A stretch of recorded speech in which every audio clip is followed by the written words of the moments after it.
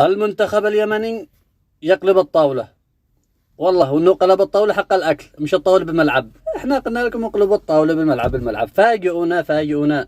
شوفوا احنا الشعب الوحيد اللي ما يتفاجئش من الخسارة. احنا لان احنا متعودين عليها، احنا نتفاجئ اذا في فوز، والحمد لله انه ما حصلش فوز. وبعدين المدرب الله لا وفقه، الله لا رضي عليه، بس قد يقول لنا ما اوعدكمش بشيء. طيب احنا ننتظر مفاجأة ليش ننتظر منهم فوز؟ اللاعبين ما فيش والله ما فيش. والله ما احنا طالعين، احنا ادنا بس الناشئين يفرحونا كذا بفوز كذا بس. امام المنتخب الاول والله ما ولا نزيد نتوقع منهم شيء.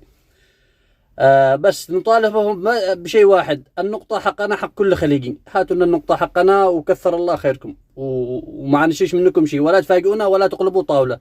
خلوا الطاولة حقكم لكم، ودوا لنا حقنا النقطة